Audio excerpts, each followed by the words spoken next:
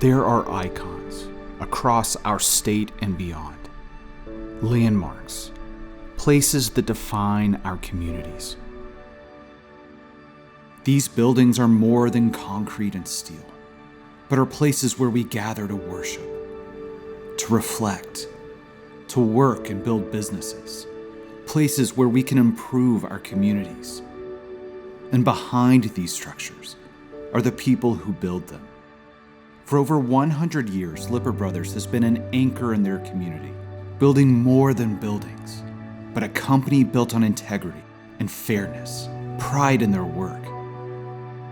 What started as a family endeavor has now extended generations and encompassed hundreds of individuals who do not bear the name Lippert, but who have embraced their character and ideals to serve hundreds of clients. This is the story of Lippert Brothers.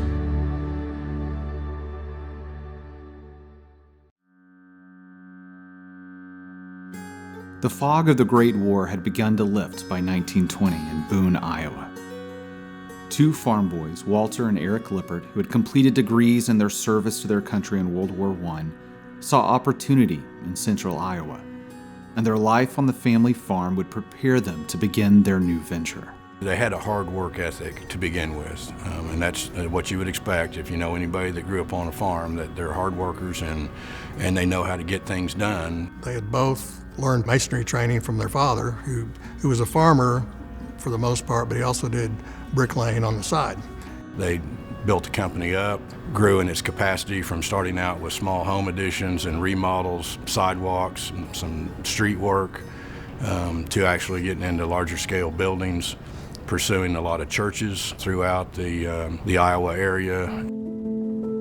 Their business grew in those early years, and so did the looming threat of the Great Depression. With thousands out of work and the economy spiraling out of control, funding for projects began to dry up. One such project that was nearing completion was the Bergen Lutheran Church. Because of the economic times, the church didn't have the funds to make the monthly progress payments. So the company decided we're going to go ahead and build this, and we have faith that the church will pay us as they can. They decided the thing to do was finish the job, let the owner utilize the facilities, and just had faith that they would fulfill their end of the agreement. That speaks also for, the character of those two men, Eric and Walter, and their beliefs and their faith that they were doing the right thing and that God would provide for that congregation and for them, and they did. It goes back to the relationships having with the ownerships in the community is, money's not everything. But they also had a keen business sense. My grandfather and Walter, I saw that if they could diversify and be able to provide work in multiple fields, then when the economy was not strong in one, generally there were funds available in another. Walter primarily got intrigued with the use of concrete in water and wastewater treatment plants. With the Depression, private businesses not building anything, the government was the only folks that had any money and were spending it on water and wastewater treatment plants. And the Corps of Engineers was very pleased with the work that they had done, and they said, you guys ought to check out the work that's going to be happening in the Southwest. There's going to be a surge of water and wastewater treatment plants, and especially at military bases here in the Southwest in the coming years. And so Eric decided, yeah, let's go down there and follow that type of work. That type of work included the plans for Tinker Air Force Base in Midwest City. They were the successful bidder on the treatment plants for Tinker, and that's what brought the company to Oklahoma City. So with the completion of those projects, my grandfather decided that he would move to Oklahoma City and continue a Lippert Brothers branch, if you will, here in Oklahoma, and his brother Walter stayed in Boone, Iowa. Eric Lippert put down roots in the then prairie town of Oklahoma City. Eric was determined to find new projects in Oklahoma City. Net income for the company back in Boone, Iowa had been just under $40,000. Eric and his team struck it big in 1943 with a $250,000 contract. When the war finally came to a close, Oklahoma City experienced a post-war boom that was turning this prairie town into a metropolis, and that meant construction for decades. Lippert Brothers was entrusted with shaping this new city, from water treatment plants like Bluff Creek to keystone projects like the Cowboy Hall of Fame. And all along the way, Eric was preparing the next generation of Lipperts. Eric, my grandfather, had two sons, Bob and Don. Don is my father, and those two joined the company after they finished their school, and then my Uncle Bob fell more to the financial side of the business, and my dad, the engineering side. Don and Bob both became essential parts to the future of Lippert Brothers. The passion for construction that was instilled at a young age had been passed from one generation to the next, and now to the next. My mother came to grade school and picked me up and took me out of class, and that was kind of special. But she took me to watch the erecting of the steeple on First Presbyterian Church, and that was a pretty big deal. We and a bunch of other folks sat in the parking lot across the street and watched the steel erectors hoist that up there and weld it off, and it was a pretty exciting deal. That kind of got me interested in following construction from that point on. Each new project was seen as an opportunity for the Lippert Brothers to use their skills in a way that shaped the communities around them. Eric wanted to ensure that the Lippert standard was met as projects scattered across the growing state. Well, with doing work, for such a broad geographical area, Walter and Eric realized that their only way of taking care of business was going to be able to learn how to fly and have a plane. And so the company, over the years, I think has owned about a half dozen planes. The planes were all named Flo Lynn, Flo for Florence and Lynn for Linda, and those were the wives of Eric and Walter. While the Glass House restaurant was under construction, so was the Turnpike roadway. So the roadbed was put in, but the pavement wasn't put on it yet. The pavement progress was miles and miles away. Well, my grandfather just felt like, well, that roadway is just like an airstrip, so I'll just fly up there and land the airplane. Rather than go into Veneta and land there, they just land right there on the roadbed and taxi on up to the project site and get out and view the site and visit and then come back to Oklahoma City.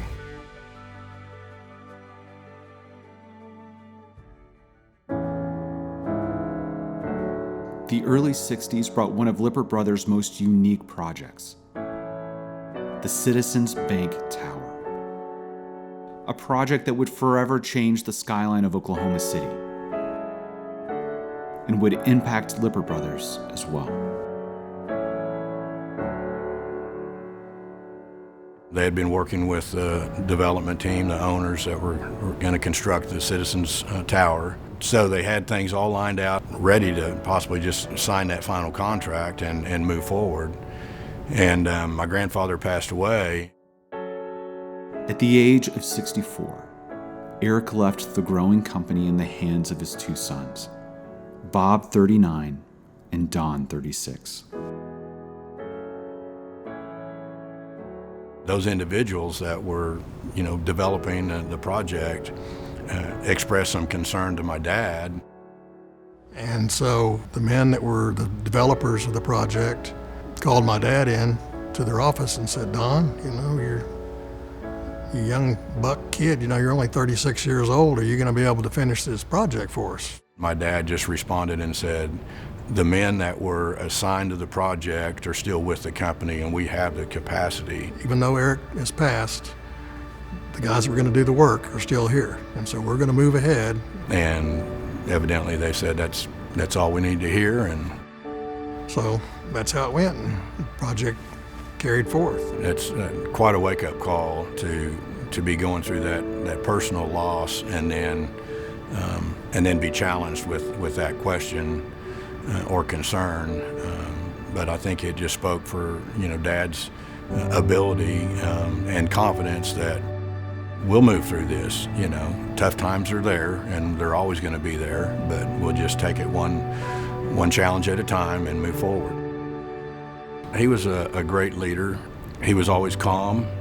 I don't have a memory of him ever showing frustration. Some of the things that, you know, I'm experiencing now, I'm like, you know, how did he get through this? You know, but I think he just, you know, was reserved enough to be patient and let things pan out. Bob and Don took the mantle in stride. The 70s meant continued growth, using the same character and qualities that Eric had instilled in them. In 1983, after years of preparation, construction began on a downtown revitalization project that would become another one of Oklahoma City's most iconic structures, the Myriad Botanical Gardens Crystal Bridge. The city needed a qualified contractor who was fair on their pricing and capable of doing the complex job. The homegrown Lippert brothers brought just that. The architect was from New York City. They had designed that building using steel members called tricord trusses, which is kind of was unique and pretty unique still today. So we took the plans around to 3 or 4 of the local people. A couple of them said, no, that's just not our cup of tea. And so we talked to a steel fabricator called Trafco, and they build the overhead interstate signs, the green signs above that hang over the interstate. And the support structure for those is very similar to a tricord. So we just by chance asked them, and they said, well, yeah, we can do that, and we'd love to try to do that. And so that was the winning factor, I guess, to us being able to be the low bidder on the project and be awarded the contract.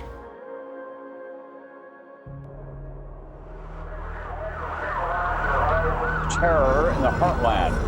A massive car bomb exploded outside of a large federal building in downtown Oklahoma City. More than 500 people were already in their offices, and at least 50 children were in a daycare center on the 2nd floor. April 19th, 1995 would forever change Oklahoma City and the nation.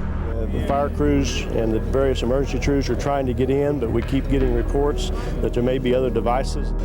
The largest domestic terror attack in the country's history shook the city to its core. It was an act of cowardice, and it was evil. Healing, reflection, unity was needed. And Lippert brothers answered the call. That first call came from John Waldo, a committee member of First United Methodist Church, a church across the street from the Murrah building bombing site. John contacted his father-in-law, Merle Dinkins, a longtime friend and competitor of Don Lippert. Merle shared the vision for building a site of unity and peace just steps away from the rubble. The two competitors and friends teamed up in those early days following the bombing, using their networks and skill sets in the best way they knew how. They had called my dad and said, we need some type of a temporary chapel for people to come to and have a place of silence and a place to gather and pray and so forth. So Dad put together a team of individuals and came down and constructed the Heartland Chapel, which still sits there today. So that, I'll say, was Lippert's initial civic response to the bombing. Once the rubble was cleared, it was time to heal. Lippert brothers won the bid to be general contractor for the construction of the memorial. Their reputation for quality of work and integrity and responsibility won them the prestigious contract, a responsibility they didn't take lightly. When we were awarded the project, it really sinks in as to this is a lasting memorial, and every step needs to be thought through. It was exciting to be awarded the project. It's just, you're around all that stuff. You're around the survivor tree, you're around parts of the Murrah building that are still there, and it's just a huge level of pride. The concrete work on the gates of time, the formwork had to be really taken care of. They would take their shoes off and work in their socks, because if they had a stone or a rock in their sole of their boot, then it could scrape and scratch the form surface. So going to extra extent and efforts to ensure that the finished product was going to be that architectural concrete that was desired took a lot of effort. That interest from the whole country to want to be a part of something to help the Oklahoma City community heal from what we experienced was just tremendous.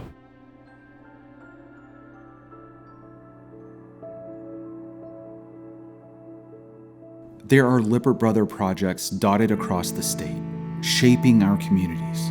But the culture, that sense of responsibility to live up to the Lippert ideals, is what has made all the difference in 100 years of growth. We've got the fourth generation that's now out in the industry.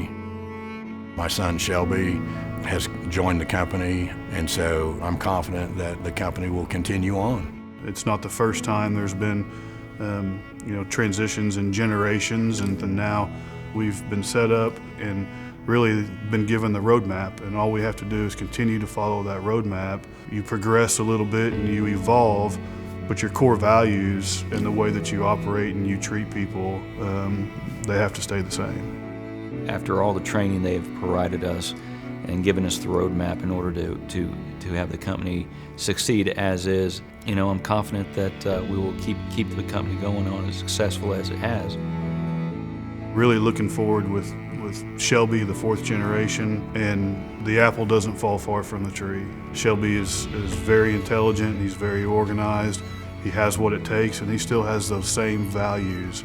Hard work and honesty are the mainstays of Lippert Brothers. That's the way we were taught to take care of business, and that's the way we've continued to. Obviously, we are nearing the retirement age, so it's nice to know that we have people to carry on the traditions that we've instilled in the company and carry on. We've got portraits of my grandfather, Eric, and his brother, Walter, and then there's portrait pictures of my dad and my uncle. It's just a nice subtle reminder of that legacy and the responsibility that comes with showing up for work every day and doing your job and looking out for the best interest of your clients and your employees and those people that are there by your side every day in the office that you spend so much time with through the course of your career. Those individuals who have been side by side with Lippert Brothers have been instrumental in the company's success. I've been here since 1978. I've worked for no one else. That tells you something right there. You enjoy coming to work every day. If you didn't enjoy coming to work every day, you wouldn't stay around 40-something years. I take a lot of pride in what I do because I can look around Oklahoma City after all these years, and my children can look around and they say, look, there's a building, there's a building, there's a building, and I take pride in it. I can't and don't lose sleep at night because I know that things are going to be taken care of well, and also that the quality that we've come to expect will be there. It's just a pleasure working with them. 100 years for anybody is really a major accomplishment. So many companies get established and then they move on somewhere else. They are vested, and we are thrilled to be partners with a company like Lippert Brothers and really proud that they are leaders in our community. It's very reassuring to know who you're working for and with, not only in the creation of a project and the quality of the project, but also knowing you're going to get done, they're going to get the project done, and you're going to get paid. They're the bell cow for the general contracting business. They're the standard that everybody tries to live up to. They're one of only 50 companies that were a member of the Chamber since World War II. So that's a pretty elite class to be in. And, they didn't just survive, they thrived. And as a result, they've helped us build a better community. Much has changed in the 100 years since Walter and Eric first worked on sidewalks and garages. What the Lippert Brothers began building wasn't laying concrete or framing a garage. They were laying a foundation, framing a company. We don't know what the next 100 years hold. Tools and techniques will change. Architecture and opportunities will be varied. But integrity, fairness, responsibility, pride in work, will continue to be the foundation for Lippert Brothers.